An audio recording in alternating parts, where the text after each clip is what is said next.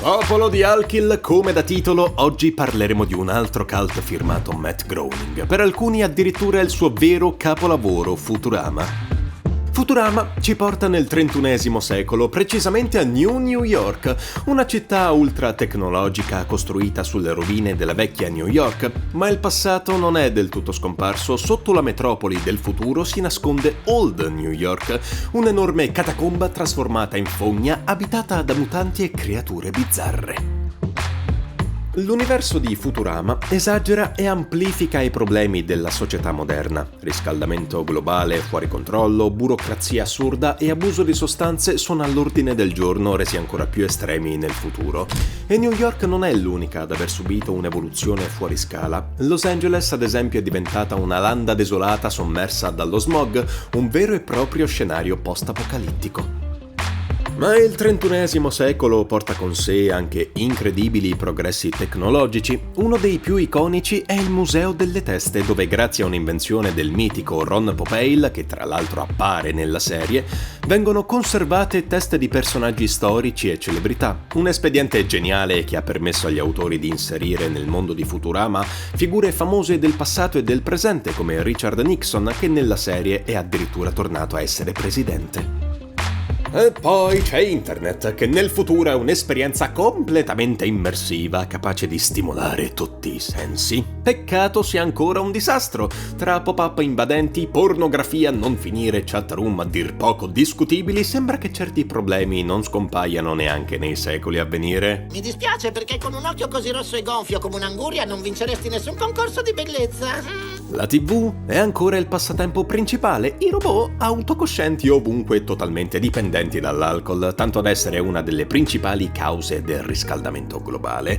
E se ti stai chiedendo se almeno la ruota sia rimasta in uso, la risposta è no. Nessuno sa più nemmeno cosa sia, perché ormai tutto si muove con autovolanti e tubi pneumatici giganti. Futurama non è solo una serie animata di fantascienza, ma una finestra dissacrante su un possibile futuro dell'umanità, dove il progresso tecnologico si scontra con i limiti e le contraddizioni della nostra società attuale. Attraverso il filtro dell'ironia e della satira, la serie riesce a mettere in luce tematiche profonde come l'ambiente, la religione, il libero arbitrio e il transumanesimo, dimostrando ancora una volta come la fantascienza possa essere un potente strumento di analisi sociale e filosofica. Futurama ci presenta un futuro in cui il pianeta Terra ha subito trasformazioni radicali a causa dell'impatto dell'uomo e delle specie aliene. Il mondo è tecnologicamente avanzato, con città fluttuanti e viaggi interplanetari di routine, ma le problematiche ambientali rimangono preoccupanti e spesso vengono affrontate in modi assurdi e controproducenti. Ad esempio, gli animali terrestri non sono scomparsi del tutto, ma hanno subito mutazioni e adattamenti inaspettati. I gufi immaculati hanno preso il posto dei ratti come infestanti urbani, una scelta che gioca sull'ironia del fatto che oggi i gufi siano considerati simboli di saggezza e rarità, mentre nel futuro sono visti come fastidiosi parassiti domestici. Un ribaltamento di ruoli che suggerisce come la natura continui a sfuggire al controllo umano, adattandosi e sopravvivendo in modi imprevedibili. Allo stesso tempo, alcune specie hanno subito un destino più tragico. Le acciughe, ad esempio, si sono estinte da 800 anni a causa dello sfruttamento eccessivo da parte dei decapodiani, una specie aliena appassionata di questo pesce. Questo dettaglio apparentemente comico è in realtà una critica feroce alla pesca indiscriminata e al pericolo della sovrapproduzione. Nella realtà, specie come il tonno rosso e il merluzzo atlantico sono già a rischio di estinzione per motivi simili. Nella serie utilizza la satira per evidenziare un problema ambientale reale. E che dire del cambiamento climatico? La Terra, nonostante il progresso tecnologico, continua a essere devastata dall'effetto serra, con conseguenze sempre più imprevedibili. In un episodio, Leela afferma che il riscaldamento globale è stato contrastato dall'inverno nucleare, un'esagerazione che mette in luce l'assurdità di certi approcci estremi per risolvere problemi complessi. Global warming, or none like it hot.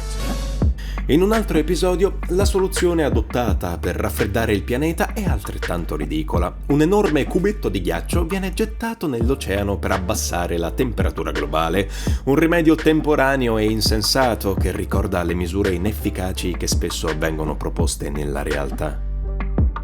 Ancora più surreale è la decisione di spostare la Terra più lontano dal Sole per abbassare la temperatura globale, un'idea che, seppur ironica, riflette una verità scomoda. Invece di affrontare le cause del problema, spesso si cercano scorciatoie improbabili o soluzioni tampone che non fanno altro che procrastinare l'inevitabile. Uno degli aspetti più interessanti della società del XXI secolo è l'evoluzione della religione.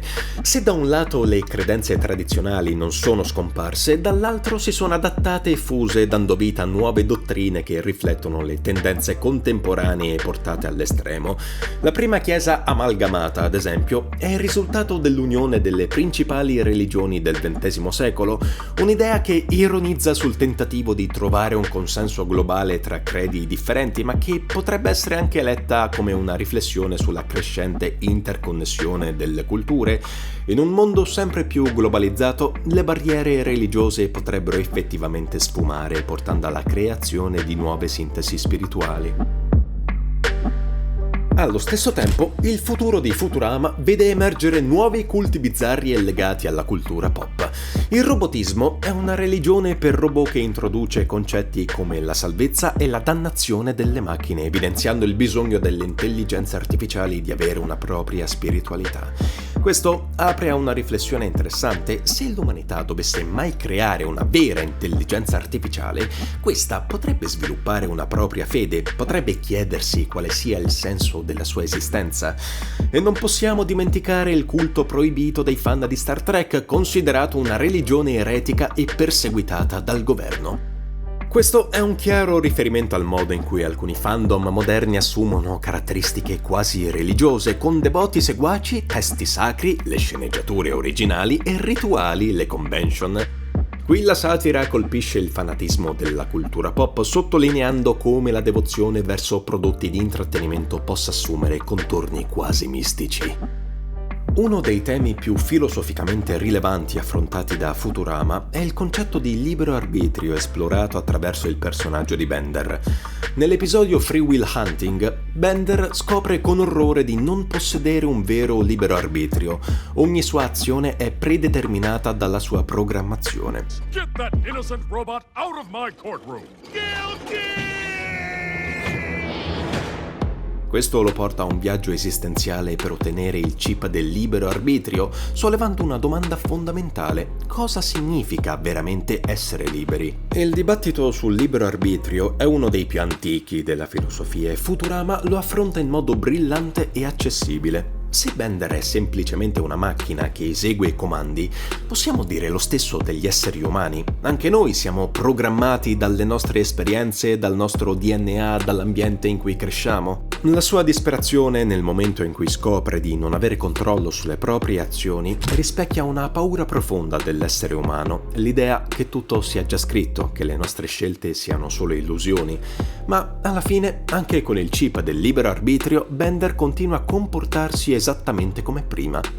Questo suggerisce che forse il libero arbitrio è solo una convenzione, qualcosa che vogliamo credere di avere, anche se la realtà è molto più complessa. Un altro tema affascinante che emerge in Futurama è il transumanesimo, ovvero l'idea di migliorare l'essere umano attraverso la tecnologia. Nell'episodio The $6 Million Man, Hermes Conrad decide di sostituire progressivamente le parti del suo corpo con impianti cibernetici fino a diventare completamente robotico. Ma a quel punto è ancora Hermes, oppure è diventato qualcosa di completamente diverso? Questa è una domanda cruciale nel dibattito sul transumanesimo. Se modifichiamo troppo noi stessi, rimaniamo gli stessi individui? Esiste un limite oltre il quale la nostra identità si perde? In un'epoca in cui la tecnologia sta avanzando verso protesi sempre più sofisticate e impianti cerebrali, la riflessione di Futurama appare più attuale che mai. Cosa rende Futurama immortale? Potremmo dire che è proprio un destino adatto a uno show con un protagonista che vive da 1000 anni e continua a risorgere dalle ceneri, ma c'è di più. Futurama è uno di quei rari programmi che ha saputo restare nel cuore dei fan per quasi 25 anni. Quindi facciamo un viaggio attraverso tutte le volte in cui lo show è stato cancellato, poi è tornato e poi è stato cancellato di nuovo. Tutto ebbe inizio il 28 marzo 1999, quando Futurama debuttò, conquistando subito sia la critica che il pubblico, ma purtroppo non la Fox. Nonostante fosse programmato in prime time il martedì sera nella sua prima stagione, lo show veniva spostato frequentemente e spesso anticipato da eventi sportivi senza alcun preavviso. La mancanza di fiducia della rete portò alla cancellazione silenziosa del 2003, dopo solo 4 stagioni. La troupe, consapevole che la fine fosse vicina, scrisse il finale della 4ª stagione, The Devil's Hands Are Idle Playthings, come se fosse l'addio definitivo. Sembrava che la prima vita di Futurama fosse giunta al termine. Ma il destino aveva in serbo un'altra sorpresa. Negli anni successivi Adult Swim acquisì i diritti per distribuire Futurama e i Griffin, un altro show della Fox cancellato, e il successo fu immediato. Il ritorno dei Griffin nel 2005 ispirò i creatori di Futurama a tentare la stessa strada. Nel 2005 Comedy Central acquistò i diritti e produsse 4 film direct to DVD: Bender's Big Score, The Beast with a Billion Backs, Bender's Game e Into the Wild Green Yonder tra il 2007 e il 2009. Ogni film venne poi suddiviso in 4 episodi per formare una 5ª stagione. La troupe non sapeva se lo show sarebbe andato oltre, ma il finale di Into the Wild Green Yonder fu scritto come un altro possibile addio alla serie, ma Comedy Central non era pronto a lasciarlo andare. Nel 2009 lo show ottenne una 6ª stagione con 26 nuovi episodi che debuttarono nel 2010, ottenendo ottimi ascolti. E così una 7ª stagione fu ordinata poco dopo, con il finale della 6ª stagione, Overbolding, che fungeva da possibile chiusura nel caso non ci fosse stato il rinnovo. Purtroppo la 7ª stagione si rivelò essere davvero l'ultimo capitolo, o almeno così sembrava nel 2013, quando Meanwhile andò in onda come 4º finale di serie, e per lungo tempo sembrò che Futurama fosse davvero finito. Arriviamo al 2022. Lo show continuava a essere trasmesso in syndication su canali come Sci-Fi, FSX e Adult Swim quando Hulu, notando l'affetto dei fan, decise di ordinarne una nuova stagione nel febbraio 2022. Nonostante qualche incertezza su Bender, come il famigerato Bendergate, tutto si risolse e il cast originale tornò a prendere i propri ruoli. Cosa ne pensate? Futurama è davvero immortale? Futurama non è solo una serie animata divertente, ma un'opera che attraverso la satira e la comicità ci costringe a riflettere sulle sfide e sulle contraddizioni del futuro, dall'ambiente alla religione, dal libero arbitrio al transumanesimo. Ogni episodio nasconde spunti di riflessione profondi, dimostrando che la fantascienza, anche nella sua forma più assurda, può essere un potente strumento di esplorazione filosofica. E così, popolo di Alkill, si conclude questo video. Ma ora tocca a voi. Qual è il vostro episodio preferito? Quale vi ha colpito di più? Scrivetelo nei commenti perché voglio sapere la vostra. E se vi è piaciuto questo episodio lasciate un like, condividete il video e iscrivetevi al canale per non perdervi i prossimi viaggi nel mondo della cultura pop. Detto questo, non mi resta che augurarvi buona vita a tutti.